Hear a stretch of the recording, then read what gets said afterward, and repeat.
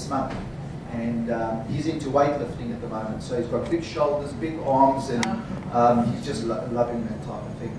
So I'm sitting in South Africa, we're about to immigrate, and I'm sitting on my bed and I'm having this discussion with God.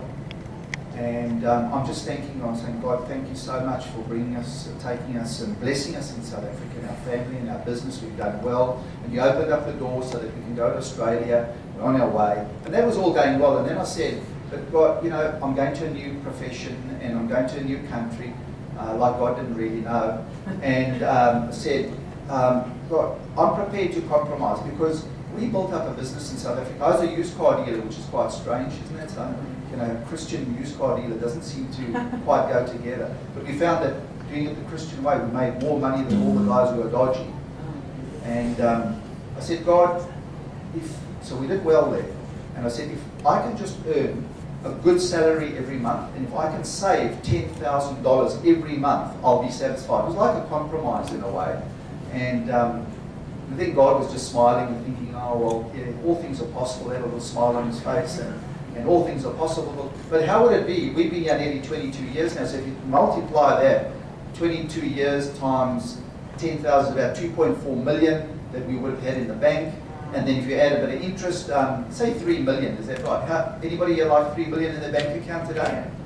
Yeah, we all would, wouldn't we? Isn't that so? But you know, I found out that God has got a sense of humor, and I think God was saying to me as well, all things are possible, because we know that from the Word, but it will come with a lot of pain.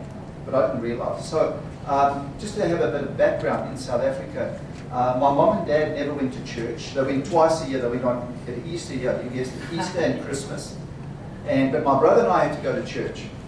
We had to go to Sunday school. And I used to lie there every Sunday, hoping that my mom would not wake us. And I knew if we got to 9 o'clock or 9:05, we were safe, but it only happened about twice. So off we went to Sunday school. And all those years, and then we got to 16. My brother's 2 years older than me. We got to 16, we got confirmed, and my mom and dad said, now you can make your own decision. And you know what happened? We both decided we'd leave the church. We went into the world, and for quite a long time got involved in the world and the things of the world, etc., etc. My first job was at a new car franchise. It was the biggest Toyota franchise in South Africa. And it's called Dan Perkins Toyota, and I was in the clerical department.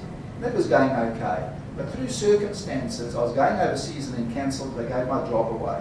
And they said, the only job we have in the company is for the used car sales manager. It was a Jewish company. And he's looking for an assistant on the admin side. Would you like it? I said, well, if that's all that's available, I'll take it. So I took that job. And from then, it was like God put a key inside me and turned on the potential that I had inside me. Because did you know that each one of us here and every person on this earth, God's put potential in us. Is that correct? Yeah. And we're all different. And our gifts and talents are all different. But God's put potential in you. And you may not have found that potential. And sometimes it's, as we get older, we still don't find that potential. But I found my potential. I just loved this job. It was a basic job, but I just loved the job. I worked with a used car sales manager, he was a director of the company, and as time, I worked so hard. It wasn't a problem for me. I worked long hours and really hard, but it was a joy to me because I was learning. But what he did, he taught me how to trade as well. In other words, when people bought cars to trade in, and the whole business, he taught me that. And that was in a year. And at the end of that year, he resigned and he moved to another city. I was 22 years old, and the owner of the business, which is a big business, came to me and said, David, would you like to be used car sales manager for the whole group? And I said, no, of course I said yes, because I mean, who would say no? Isn't it so? I didn't know how to do it properly, but that wasn't a problem for me. I knew I'd grow into it, and so I started doing that job. And I really enjoyed it, and I did really well, and I had all these branch managers who were 40 years old reporting to me and doing this and doing that, and I just grew and grew. But I knew in my heart that, you know, even before we Christians, God is working with us. Did you know that? He's got the gifts and talents that we've got, and He's developing us even before, because He knows where we're going to end up. Is that correct? Yeah. So it doesn't matter if we're doing this here and we're not Christians. He knows some stage we're going to become Christians, and we can use those gifts and talents in the future. So, but I knew one thing. I knew that one day I would have my own used car business. I just knew, not even being a Christian, just knew in my heart I'd have it one day. There were two guys that used to, trade guys that used to buy a lot of cars from me, because we used to trade in about 200 cars a month, sell off 100 of the rubbish ones and keep the good ones for our company. And I used to sell all those cheaper ones to all the other dealers. And there were a lot of dealers that bought from me. There were two guys in particular, one Jewish guy and one Israeli. They said to me, come along with us, we'll rent the premises, we'll put all the cash in, and you run it and you get 50%. And that was a great offer compared to what I was earning. But I knew these guys were a bit dodgy, and my mom and dad had brought me up to be honest and straight. And I thought, no, I'm going to wait until one day I've got my own money and I'll do that. So progressed with time and that type of stuff. And then in 1979, a friend of mine that I was staying with, he inherited some money. I had 5,000 Rand, which is like $5,000, and I thought that was a lot of money in those days. So we had $40,000, and we opened a whole used car business with $40,000. Today you could probably buy 2 cars, but in those days you could buy a lot of cars. And so we started this motor business. It was called Dave Rogan's Motors, because I had quite a good name around, and we started doing our business. And we worked hard, weren't Christians yet, but we worked hard, wasn't married to Caroline at that stage. Took all the money that we made, we put it back into the business and kept building the business. 9 months later, my brother, who I got a job at Dan Perkins as well, he was a manager, and I said to him, come and start with us, and we'll open another branch. So he came eventually, and we built it bigger. And then we got bigger again, and we got bigger again. So we had 4 branches of used cars in Johannesburg, and our business just got bigger and bigger. In the midst of that, I met this lovely lady here, Caroline, and we got married. And we had 2 children, we had 2 daughters, Lee and Christy.